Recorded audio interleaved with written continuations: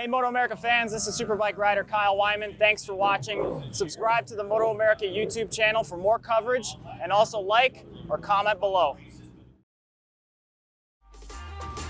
With the track temperature climbing to over 120 degrees yesterday, no one stayed hotter than Jake Gagne. Another master class by Jake Gagne, and victory here at HONOS Superbike. Now a talented Superbike field tries to snap Gagne's 6-race win streak and keep the points leader from breaking away as the heat continues to rise. MotoAmerica on FS1 right now.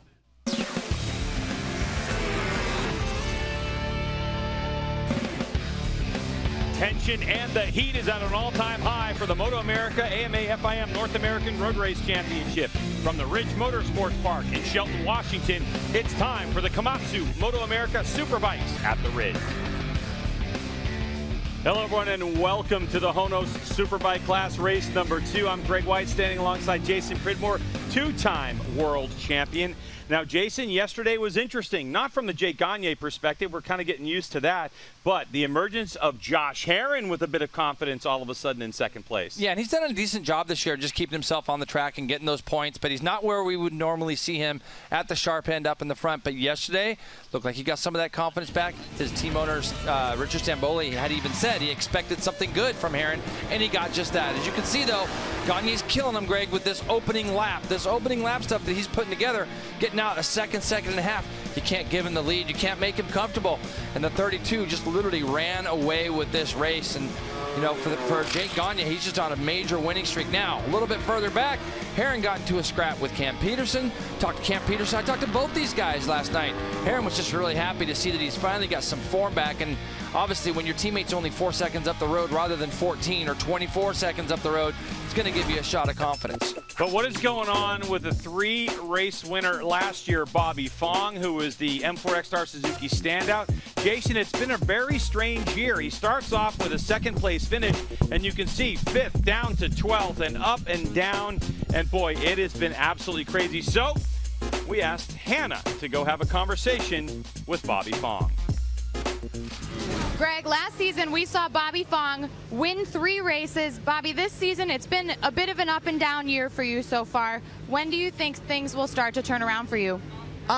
You know, we're trying. Obviously, we're trying our hardest over here, and the people who know. You know, I obviously it's not like I forgot how to ride a motorcycle. So obviously there's some issues, but it's more internal that I really can't talk about. But like I said, I didn't forget how to ride a motorcycle, and you know, we're giving it our all out there. That's all I got to say. I didn't give up. I don't quit. So, you know, it's all the stars has to be aligned in Superbike racing, and we're going to give it a go the next round. Best of luck out there, Bobby. Thank you, guys. All right, thanks, Hannah. Well, at this point, you know, what are you going to do, Jason? We hope Bobby Fong has a better result here because the Ridge Motorsports Park is so much fun to ride. It is, and it's physical, and it's new because the pavement is all fresh and new. So you see constructed in 2011. We have all new curbings, some nice updates here at the Ridge down in that first chicane. Then we're going to go up a big hill. Turn 6, big, long left-hander on the left-hand side of the tire for so long, Greg, that wears them out, especially in this heat. Down a steep hill and then back up again towards the turn 10 and 11 area, all the way snaking back to 13 through 16. Big, steep downhill finish, and then that run on to that front straightaway. All right, a beautiful track, but how about some shots from one of our broadcast team members, Roger Hayden? He takes us on the Ducati Fast Lap. I'm on board the Ducati V4S. Let's look at some corners to watch for here at the Ridge, starting with the chicane. We've seen a lot of action here last year off the start. All the riders trying to funnel through there in the one line. Then also turn 7, this tricky blind right-hander that drops down. A lot of guys will use the water tank on the left to use a reference point getting into turn 8. Then turn 13, maybe the slowest corner of any corners we go to on any circuit. Really hard braking, you'll see a lot of passes here. But the tricky part is making the pass and not running wide. All right, thanks, Roger. As we step away, we're about 5 minutes from the race start. This guy right here, Cam Peterson, on a 3-podium streak. Can he keep it going? So we're here to find out.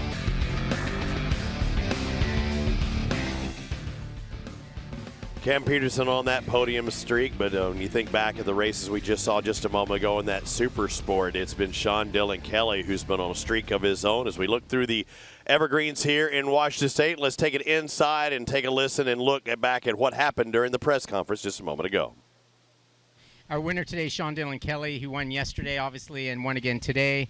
It's his 5th win of the season, and he now has a 21-point lead on Richie. I guess perfect weekend for you.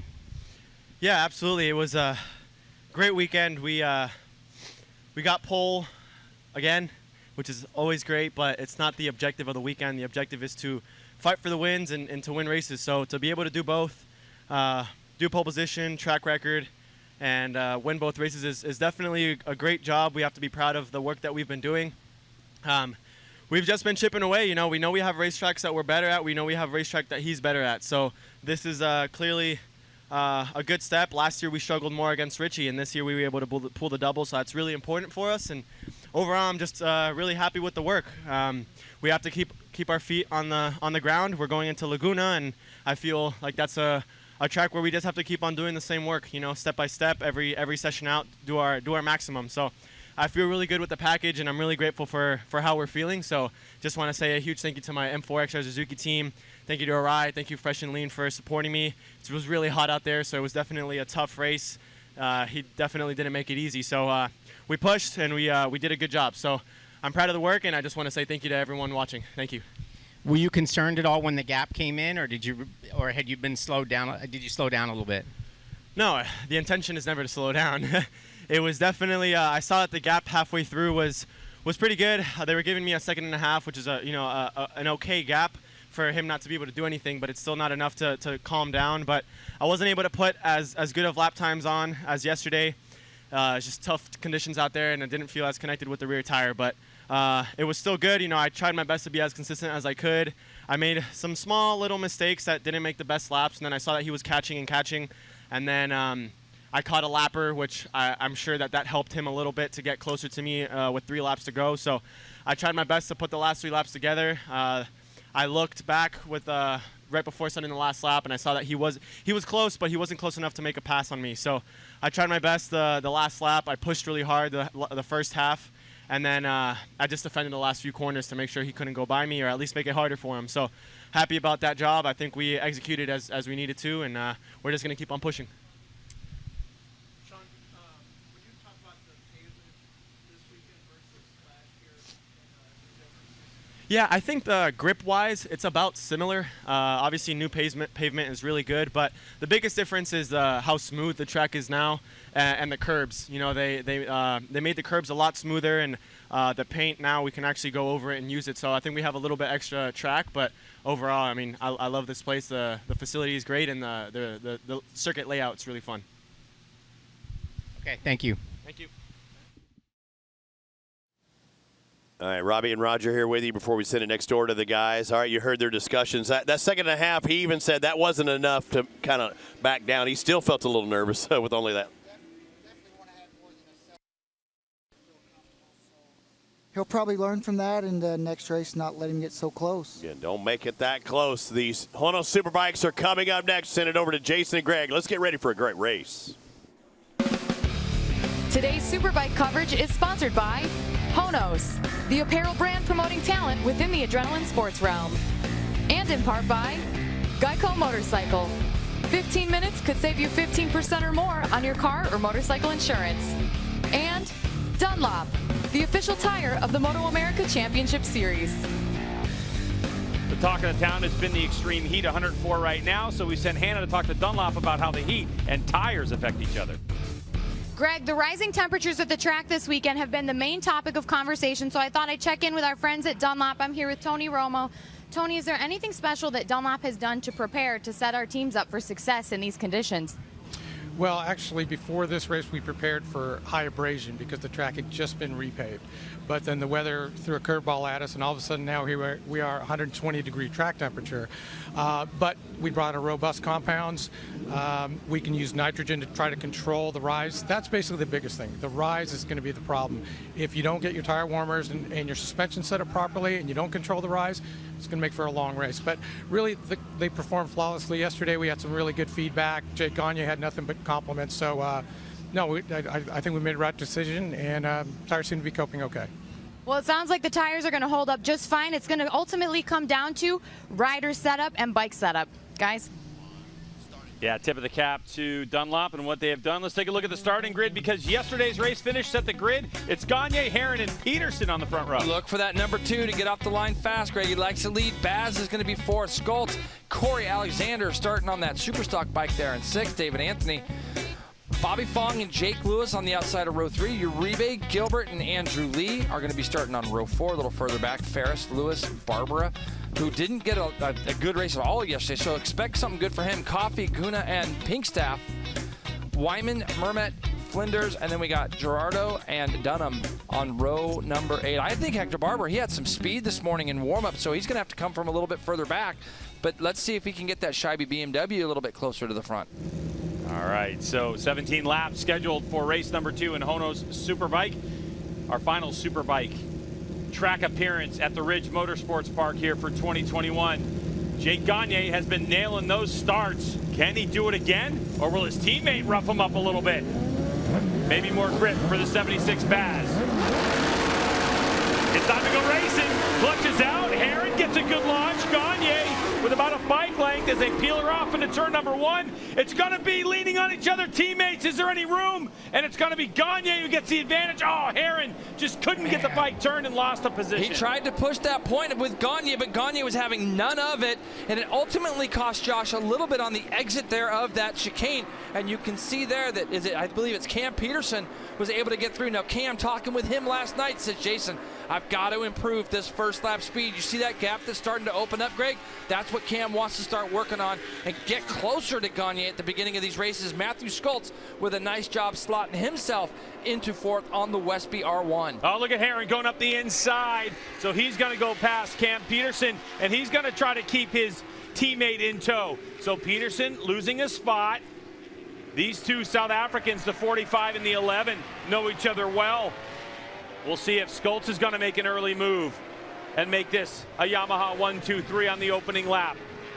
So Jake Gagne doing what he loves to do so much after a good start and a contest from Josh Herron. Getting away already. See the black mark that Herron just left there on the exit. You think he's trying to catch back up. How about Baz? Baz had some grip issues yesterday, Greg, and I'm expecting to see that Ducati, that 76, get a little bit closer to the front today. He's been very fast in practice and in qualifying both, but this is what I like to see. Our field has not let the number 32 completely go off out into the distance. Herron keeps it a little bit tighter through that turn 15 section, and he is trying his best to chase his teammate down. The ooh that I was mentioning a moment ago, you heard me say that was because of the amount of movement in the chassis from the 45. He was under acceleration, and that bike was tank slapping. Is there any room for these three? Plenty. We saw great onboard camera shots from the 11, the Westby Racing. Matthew Skoltz looking back at the number 76. Loris Baz yesterday struggled from all kinds of grip issues. We saw it, but now, Jason, at least the Ducati seems to be well planted early on. Yeah, no doubt. It does look good. It looks a little bit better than yesterday. He's going to want to try to get past Matthew as quickly as he can here to try to start to get that clean air that the Ducati is going to want that. He's been riding around in the low 41s Saturday morning, and then yesterday's race was really frustrating.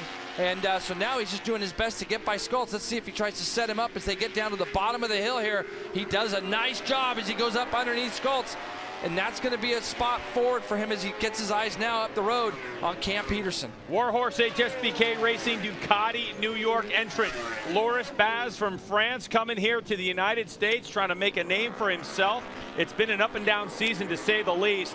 Yesterday was a bit of a disaster, but now it seems like he's got a good motorcycle underneath him. He also has a bit of clean air to feed that Ducati V4R, which can run a little bit warm. Here, Jason, Not so much as a track that would be deep into a draft condition like a Road America, but nonetheless. Yeah, well, last lap, Skoltz almost went underneath Cam Peterson going down into that chicane. If Baz gets a little bit close now, he lost the front.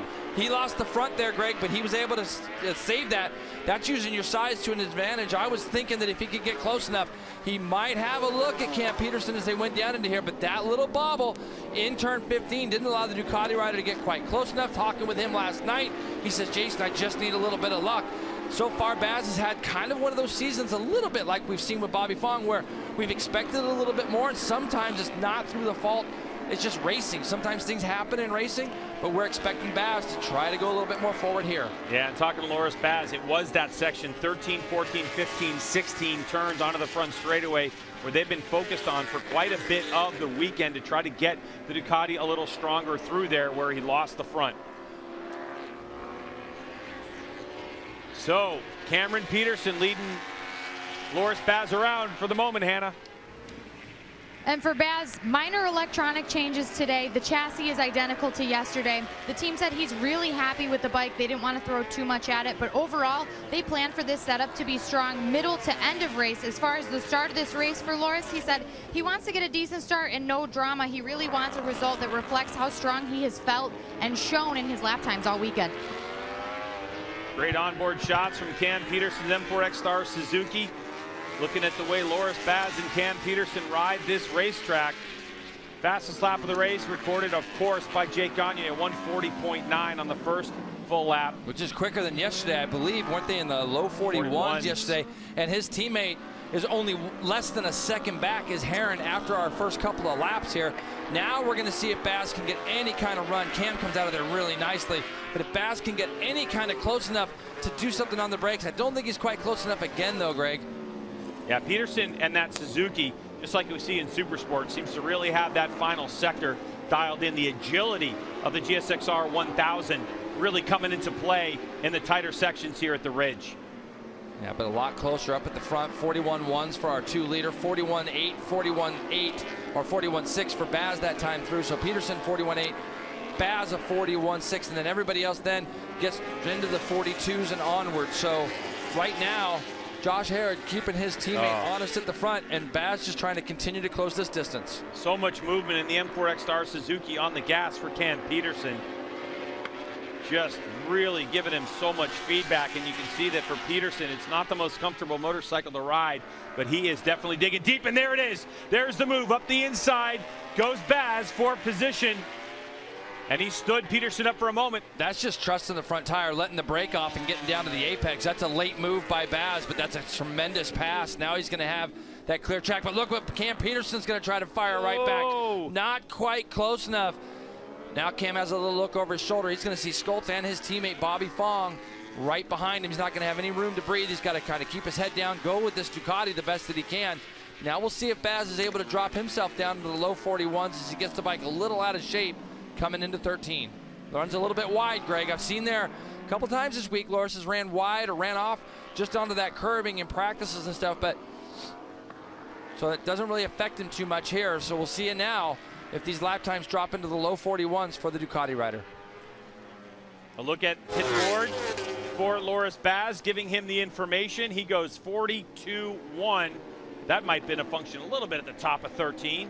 But 41.4 for our leader, 41.6, so now only 1.1 seconds from Gagne to Herron. Baz now 3 seconds adrift of Herron in third. As we continue to watch Cameron Peterson try to find something to throw a shot back at Loris Baz. All the while, Skoltz is hanging around, so is Bobby Fong. Back there, Hector Barbera having a better run at it ahead of Corey Alexander, who just passed David Anthony for 8th. So our Stock 1000 Superbike Cup competitor, Corey Alexander, who finished 6th yesterday and got a second row start in HONOS Superbike, still up in the top 10.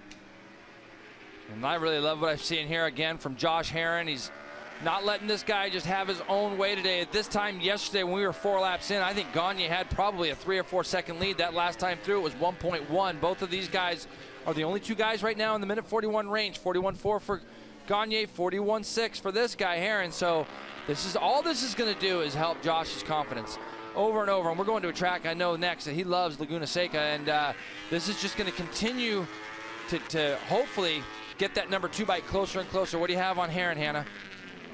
Herrin was really happy with how he rode yesterday. He said he's finally feeling like himself again. He was confident to make passes wherever he can. And he said he hasn't won a race in 2 years. He feels that today is the best opportunity he has to win. As long as he can hang on to Jake as best he can. He said yesterday he was really struggling in that last sector, so they made a small TC reduction onto the front straight for a better drive to help him make up some time.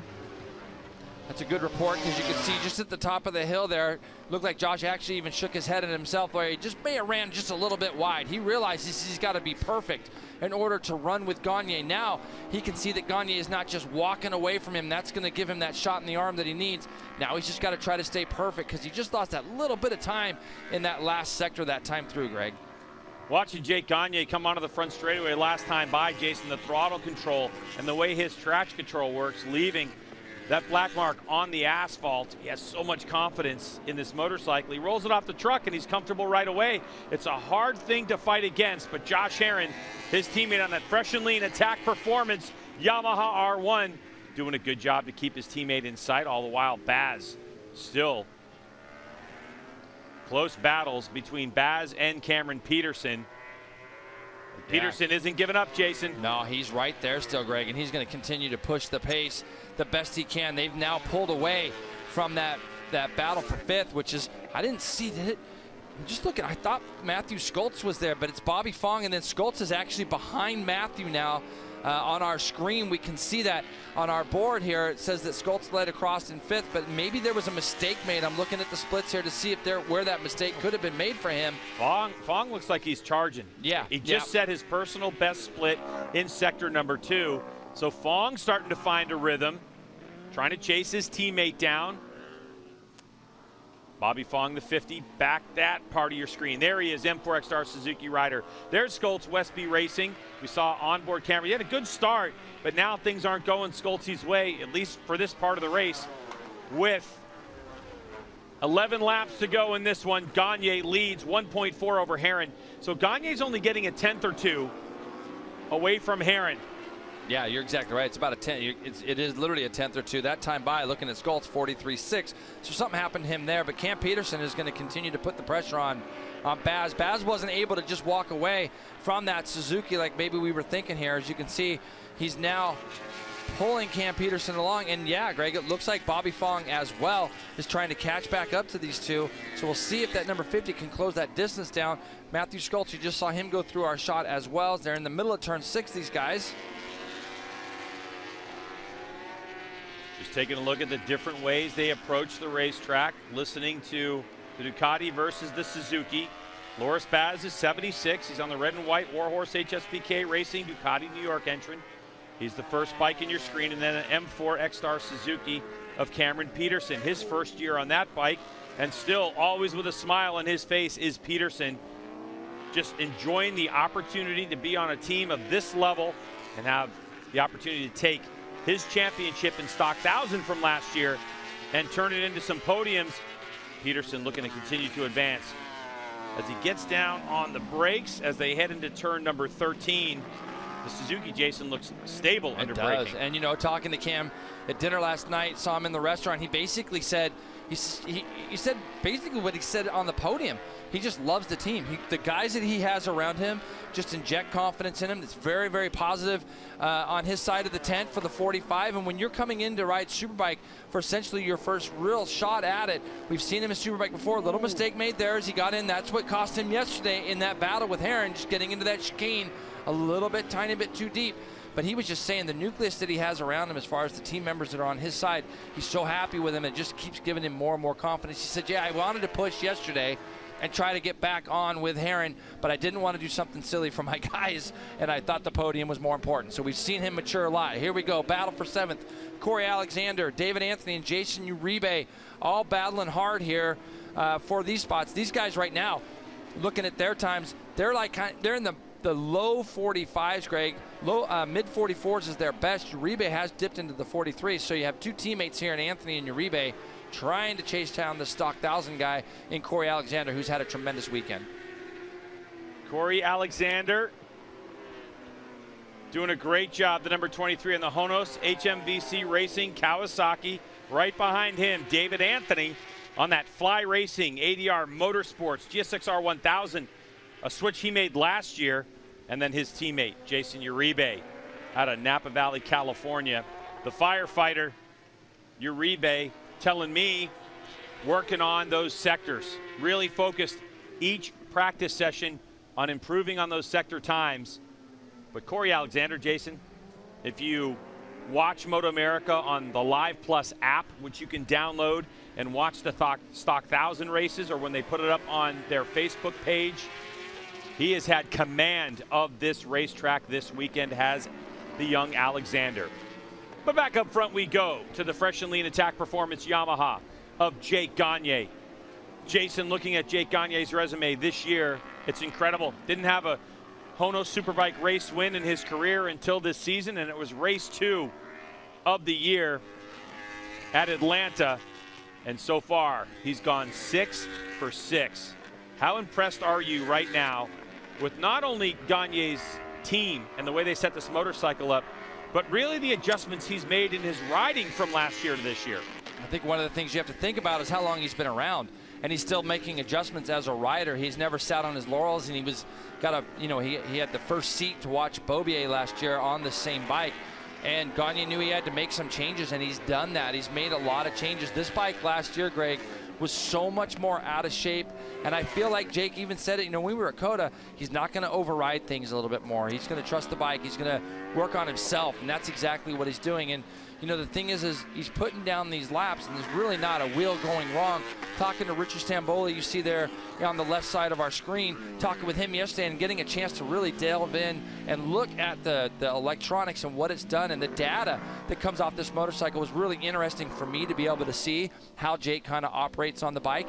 And he's been able to work really hard with his team to see the benefits that Cam Beaubier had last year and make his riding adjust to that.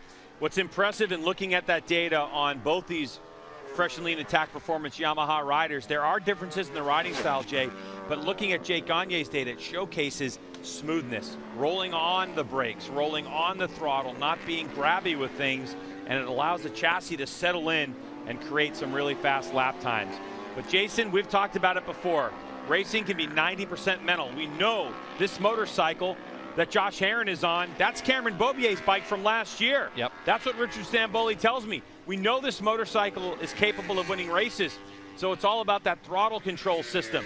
And in this case, throttle control is Josh Herrin. Yeah, well, when you think about it, we know Josh Herrin's capable of winning Superbike races too, a former champion, obviously Superbike champion for us. And but looking even at the data, you sit there and you think, at maximum brake pressure for Jake Gagne is 11.5 bar. Maximum brake pressure for Herrin is 12.5 bar, and it's literally how they come apart, or how they come up on to the technique that they're using to get into some of these corners. So, and look at Herrin this weekend. Now he's just 3 seconds back. He's able to kind of see his teammate. He separated himself from everybody else, and he did have a change for third this last lap through.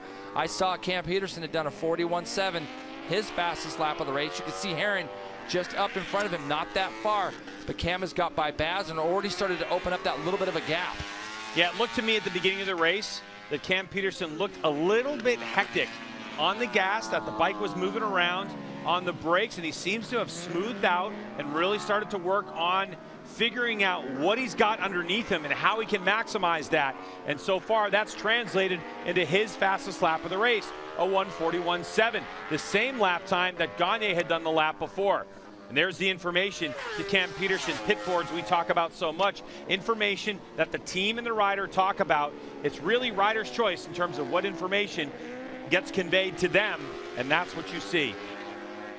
So Gagne comes across the stripe now, 3.1 ahead of Josh Herrin, another 0.2 of a second. I see a lot of dust there, Yeah, Greg. me too. So, okay. We had a crash from Mermont, we're hearing, and so that was what the dust was. Was worried for a second. It was our leaders. It's good to see him up and okay, obviously. Yeah, that was a heart pounder for a moment. Yep. Good thing our 39, he was 19th place, is okay. But Cameron Peterson, Jason, so impressive this season. Really, we've seen the maturation of Cameron Peterson in the years he's been here in the United States.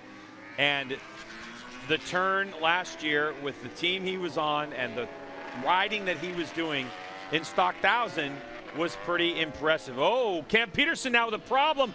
Hand in the air. Oh, what a bummer. Oh, that is such a heartbreaker for the M4XR Suzuki rider. That's going to allow Loris Baz to sneak on through, and you can see the upset with Cameron Peterson after a ride that saw Baz go by him, and Peterson was able to put together. I'm trying to understand what's going on here, because it looks like he's trying to get back up to speed and get going again. I'm trying to think about what that could have possibly been that he felt. I don't see any kind of smoke or anything. It almost just looked like he lost power. And he's back on it again as he's coming down that last section of track here. So let's keep an eye on the 45. Oh, there's something going on. You can see the thing moving around a lot in the middle of the corner. Yep, something's happened here. Hand in the air for Cameron Peterson. He's not sure, and he's not indicating to us. Oftentimes you'll see riders maybe point to the tank or point to a shifter or something along those lines, but no real indication right now. Yeah, just looking at the rear tire even, Greg, to see if there's anything going on there as well. Yeah, it looks like there's something in the middle of that tire. Maybe he's feeling possibly a vibration from it. Yeah, but it was so sudden. He was coming out of turns 7 and 8, and it was such a sudden thing there. So these guys, this is Cam Peterson's team having to look and see if they can see anything as well. Well, we'll have to get back to see what Cam Peterson's going to do if he can continue on with the race. I mean, there's always that really strange thing, Jason, in extreme heat that I've seen happen before over the years. Haven't seen it in many years, but some type of vapor locking. Oh, man, there's just, you can see it. You definitely can see something changing and something doesn't seem right. Matthew Schultz here rolling around now. He sees Cam Peterson have some trouble. You can hear that bike even. You can hear Cam's bike accelerating away.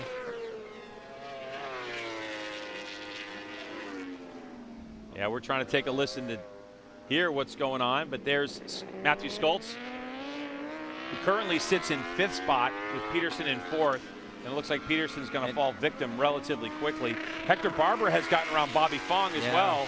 Bobby's off pace though, Greg. He's at 46s, and you can see here Cam Peterson's got his arm up. He lets Matthew Schultz through.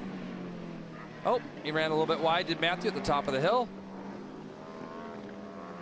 And almost, for a second, almost looked like Matthew had something going on, but Cam's looking like he's trying to stay out and try to get the points if he can. No, that shot the rear tire looked fine to me. Yeah. Boy, So- it is a bit puzzling, this one. Yeah, we'll have to diagnose what happens later, but either way, is Cam Peterson starting to march his way backward. He still has 5 laps to go. That time through, he had 5 seconds over Barbara, who's got himself up to 6. Bobby Fong 7th. Back up to the leader. This guy's 3.9 seconds up the road. He just ran a 41.4, so he's only half second off the fastest lap that he's done. And Josh Herron, 41.9. So Herron's still in the 49s. Really nice job from him still. But you can see this gap is pretty big, Greg, at the front. And for Jake Gagne and his team, they did make a front tire change from yesterday to today, because even though Gagne won by 4 seconds yesterday, he said he wasn't really happy with his pace.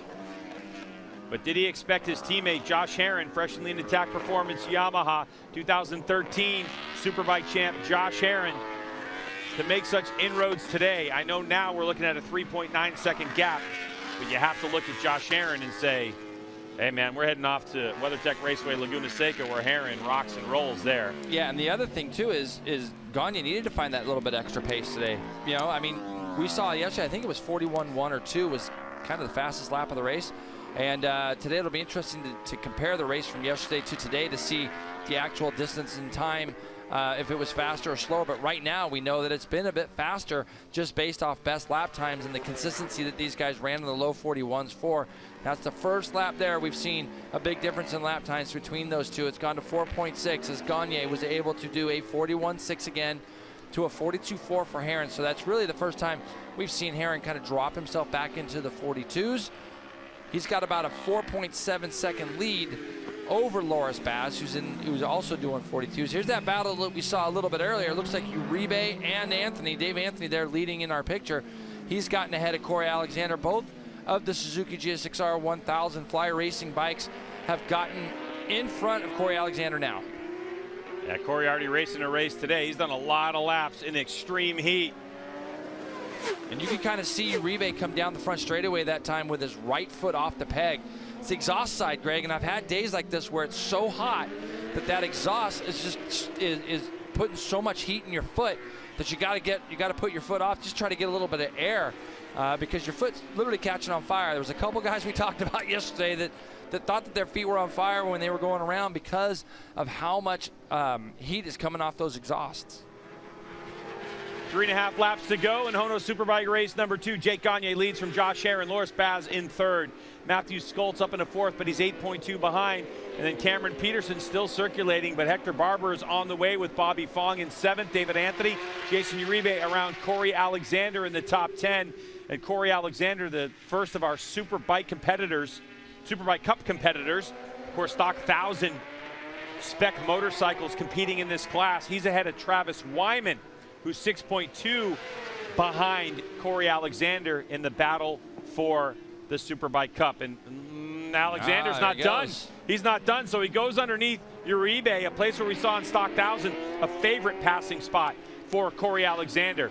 But in that case, Jay, not as much confidence in the front end as he's had in the stock 1,000 race. He parks Uribe, and now he's going after David Anthony. Yeah, I'd be interested to know how these guys both got past him. So I don't know if there was a mistake made by the 23 at some point, because the last time we saw him on the screen, they were behind him, and now Corey looks like he's got the measure to try to kind of go back after both of them and put a stamp on his weekend. I'm sure after this race, Corey's going to want to jump into an ice bath with the rest of these riders. 104 degrees, plus all the heat coming off of a very dark, freshly paved the Ridge. Corey Alexander into turn number 1, the chicane that was added for MotoAmerica competition. And David Anthony with the wheel in the air. It's great to see the speed of David Anthony, who lit up Chuckwalla Valley Raceway earlier on last year. Yeah, when they had that place repaved, he came and just started going so fast. Dave's been a veteran. He's been of our series for a lot of years, and I get into some really interesting talks with him. Some days he's like, you know, I don't know how much longer I can do this. Very successful at running a team is David Anthony, and a mainstay in our championship for a number of years now. But a really, really good rider as well. He's been beat up a little bit at the beginning of our season. He had a little bit of rough accidents and road injured. He does it all, Greg. He drives the truck, he rides, he organizes everything. So really nice work. Making that Fly Racing ADR Motorsports team work. Making a Yamaha R1 Superbike work is Jake Gagne, fresh and lean attack performance Yamaha. And the performance that we're seeing out of Jake Gagne is incredible. A 140.9 on lap 2. A 140.602 is the race lap record by Cameron Beaubier last year. Jake Gagne doesn't need to push to try to get that record, but the record he did get was Jake Gagne is the only rider in MotoAmerica history to do a 139 lap time. He did it in qualifying. He did 2 of them. He did a 139.6 and then bettered that with a 139.5, and that was the time he sat on when he got pole position. So, you know, with the absence of Cameron Beaubier, Jason, Jake Gagne has now gotten at least 1 of 2 track records at every track we've gone to this season.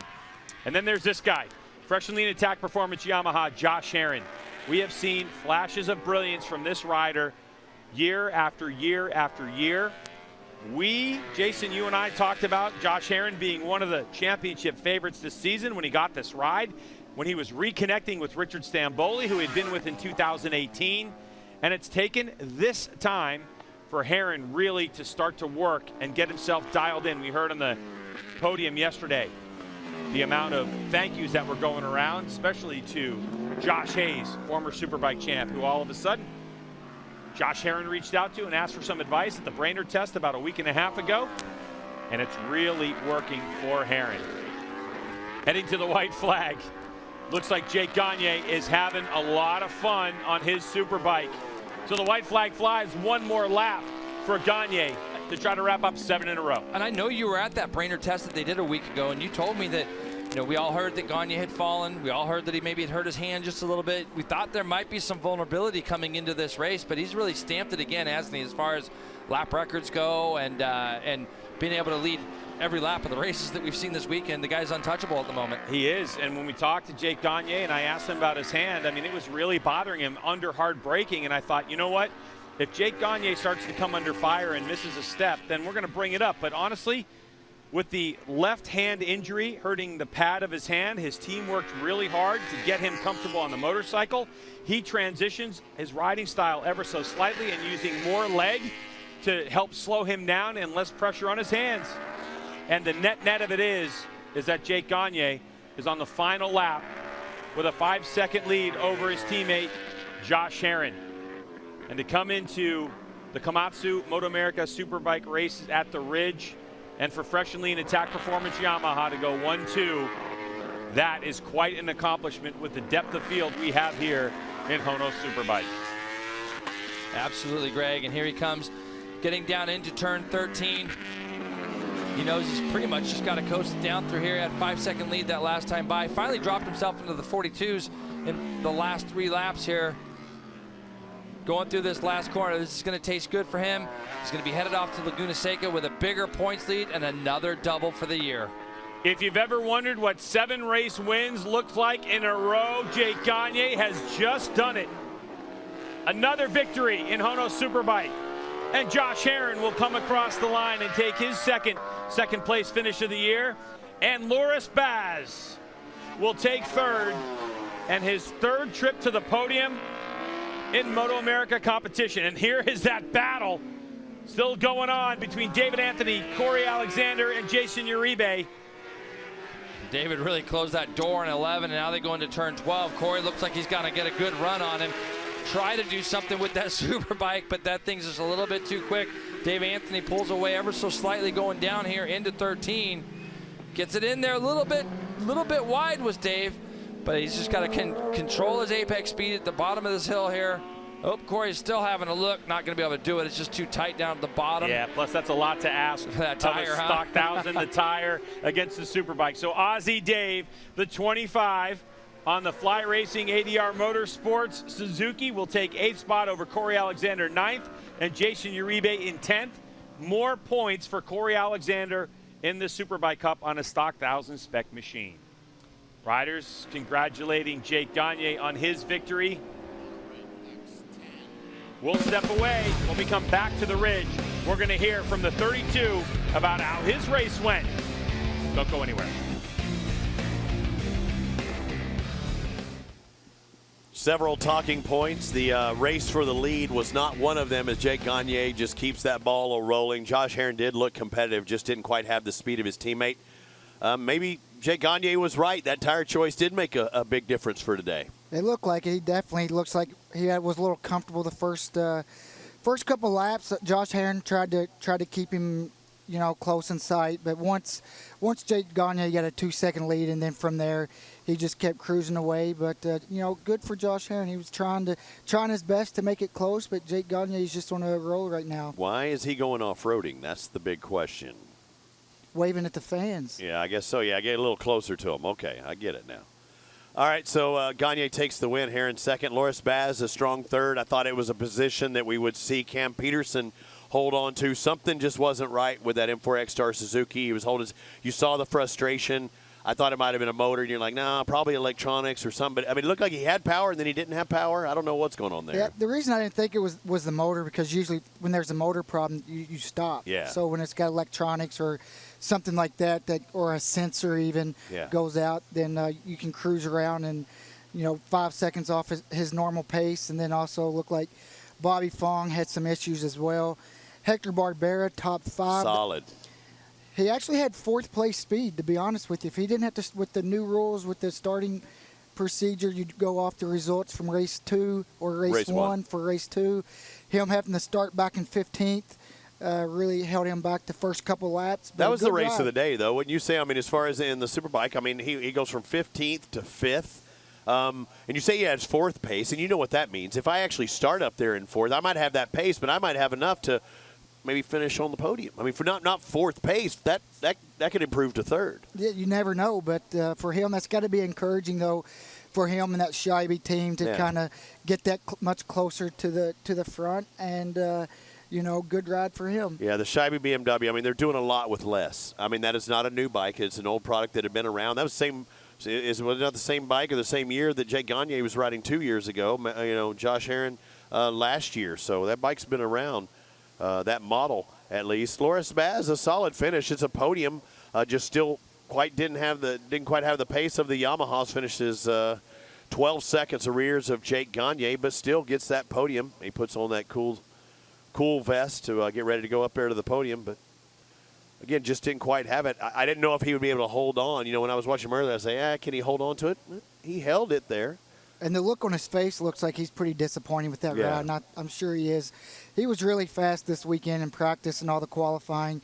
So even I expected him to be, a little bit further toward the front. Not a podium, but also maybe the gap shorter to the guys in the front. But with the temperatures, who knows, the bike could have maybe changed a little bit. Yeah, especially with those temperatures and what they were expecting out of the tire, where you knew they had some issues yesterday, and today is a different day. It's a little bit hotter than it was yesterday. Temperature's over 100 degrees right now for ambient temperature, and the bike's going to react a little bit different. But the Fresh and Lean Yamaha team, whether your name's Gagne or Heron, you had a solid day, and we reported that, Baz was talking about having no grip out there today. So, again, that's to be expected with temperatures like today. Yep. So either way, whether you're Gagne or Heron, you're fresh and lean, and you are fast on those Yamahas. Taking the top 2 steps on the podium, Loris Bass finishing in 3rd. Let's send it to Jason and Greg next door.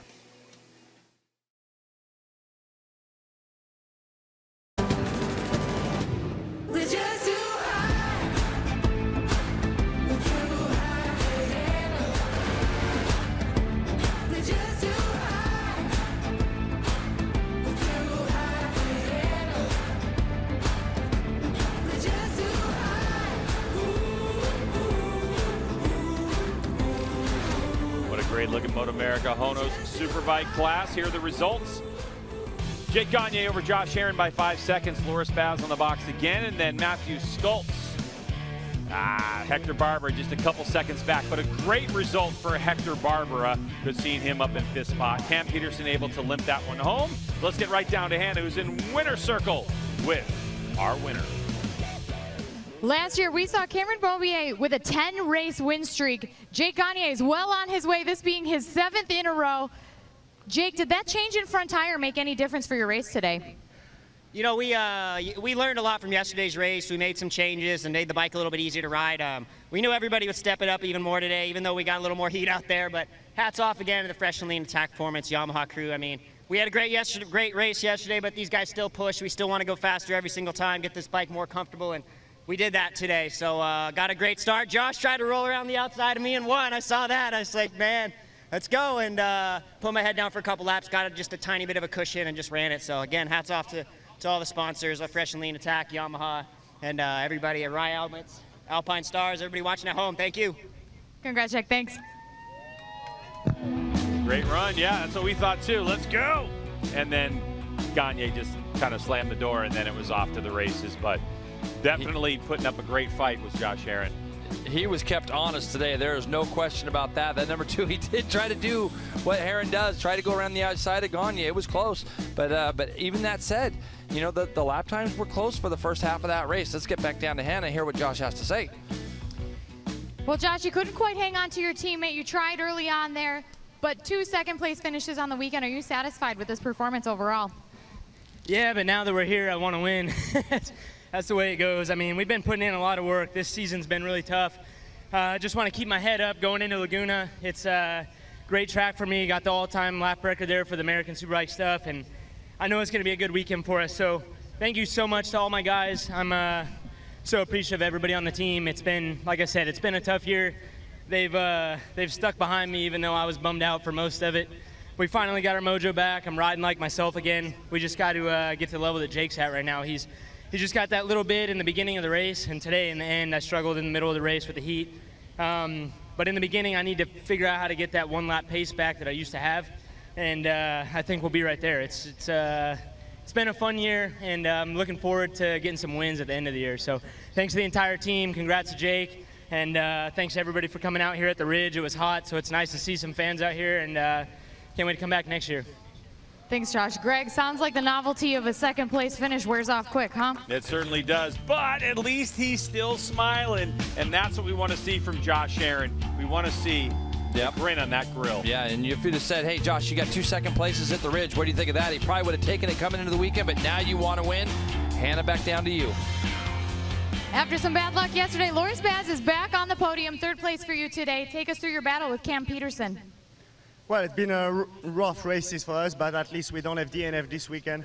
Yesterday we had a big problem on the front, and I really thought after all the tests that we had the pace to fight with Jake this weekend, but he still has something more, especially at the beginning when the fuel tank is full and with the heat. So there was nothing I could do today. I was just off the pace, and we have to understand why we were slower than Thursday or so.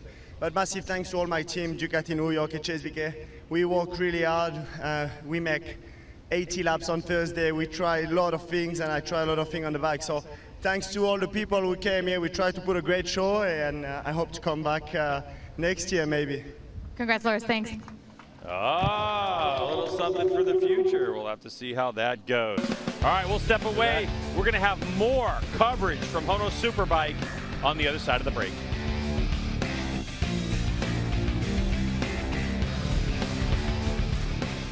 Call me cray-cray, Roger Hayden. Did we just have are we having some discussions for next year already from Loris Baz? I don't know, but I'd say a lot of these guys, it's about that time of the year where contracts are coming up, starting to think about next year. So for him, I'm sure he would love to come back next year, same bike on the same team. You would have to assume they would start and just be so much stronger next year with all the data that they've collected this season. We now welcome a representative of the winning team. There is the award presentation for our top three. Michael Hill down there doing the announce duties. Loris wanted to be up there battling with those guys, but it just wasn't his weekend. Starting off on the wrong foot yesterday, but I mean, a third's a solid finish today. I mean, he did the best with what he had. It is a third, but you know, you look at the difference is 12 seconds. That's what is so disappointing. If he got third and was in a big battle with these guys, I think he would accept that a little better. Thursday, he was so fast here at the test and never really been here before, so it looked like he was setting up to be a really strong weekend for him, and he wasn't even in the other practices and the qualifiers. He was always in the top three, so he's just he's ready to come here and do battle with these two and all the way to the end. Although it shouldn't have changed anything as far as the classification. We see a little purple thing on our screen. It says bike number 50, which is Bobby Fong, a 5-second penalty for track cut.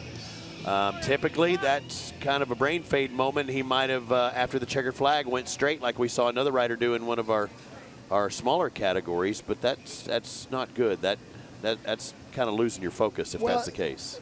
I don't know. I wouldn't say he lost his focus. I'd say maybe he was obviously having some sort of problem with his bike, so maybe he was looking around, or maybe he had to go straight through the chicane to slow down to see maybe, hey, am I leaking something or what's going on? So for him, I mean, 7th place, to add insult to, you know, what's going on, another 5-second penalty. It's been a weekend that I think he'd rather forget. Yeah, and I didn't want to bring up a bad thing, though, but oftentimes it's just not really thinking about it. But you're right, it might have been a mechanical that, you know, made him have to go straight, but he could have slowed down on that uphill left, too, possibly. And you see the fans, and that's one beautiful thing about MotoAmerica, and you've been a part of it for, you know, years, is the fans go down there and get autographs. They're literally 10, 15 feet away from that victory podium.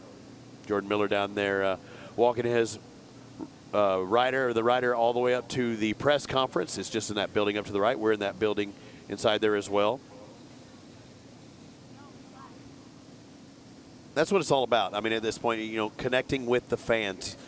It's not something you have to do. It's something you want to do as a rider. Also, I mean, look at these kids. They always going to want hats, knee pucks, and all the riders usually give them that, and these kids become fans for life. And a lot of those kids, you'll see pictures of them in 20 years from now, and it's going to be them on the podium. You've been that kid. Who was your favorite rider at, let's say, that young kid's life? Who's your favorite guy that you looked up to? Mine was a flat tracker from Dirt Track, Ronnie Jones. Ronnie Jones, that's it. My guy was Ricky Johnson when I got into my teens. Everybody has that one guy that you always looked up to.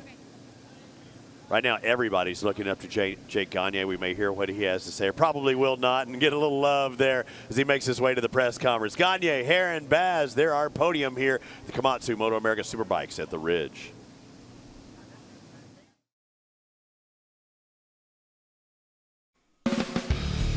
Today's Superbike race coverage has been sponsored by Dunlop, the official tire of the MotoAmerica Championship Series. Welcome back to HONOS Superbikes here at the Ridge Motorsports Park. If you're just joining us, we saw Cameron Peterson in an intense battle with Loris Baz for 3rd place. It seems like he was having some kind of issue and dropped back, ultimately came across the line in 6th. I tried to speak to Cam. He's really hot right now, temperature-wise, and you know he's just really frustrated with his performance. He may have been having a problem with the brake sensor, so as I know more, I'll update you. All right, Hannah, thanks for that. Cam Peterson. We'll learn more about that in these next couple of weeks. We'll have more coming at you from the Ridge.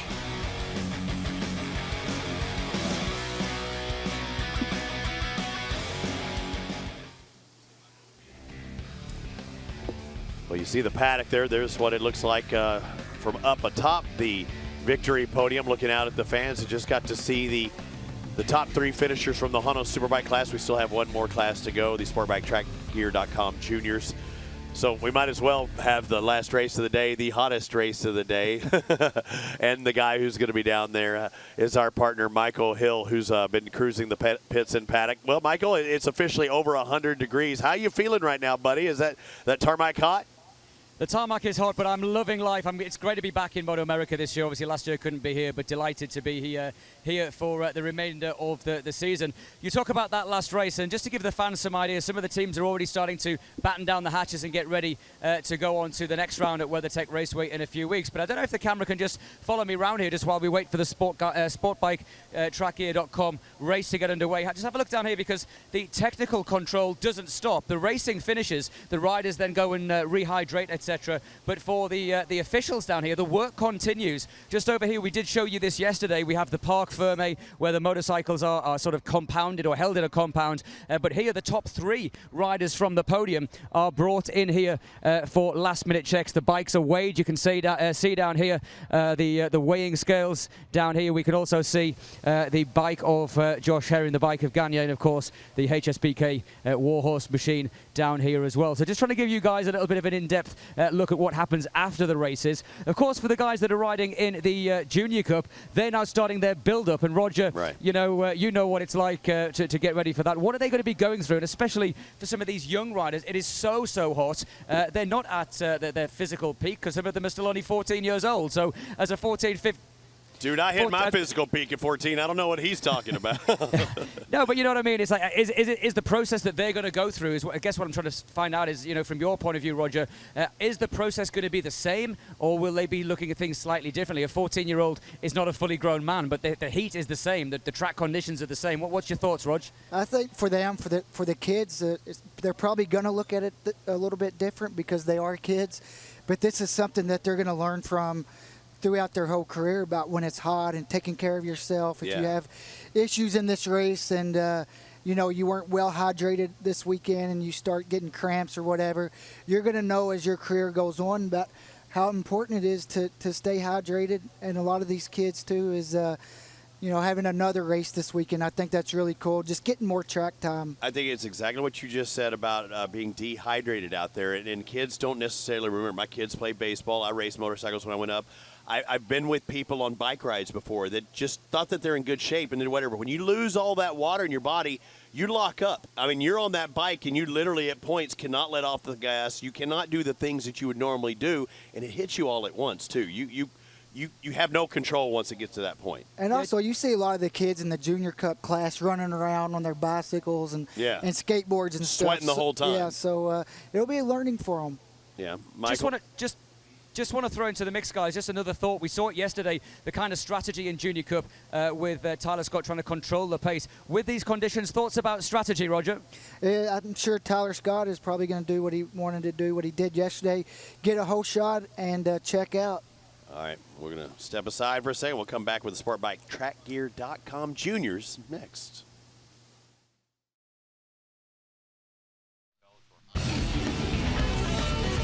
Take a look at race 2 highlights, Jason.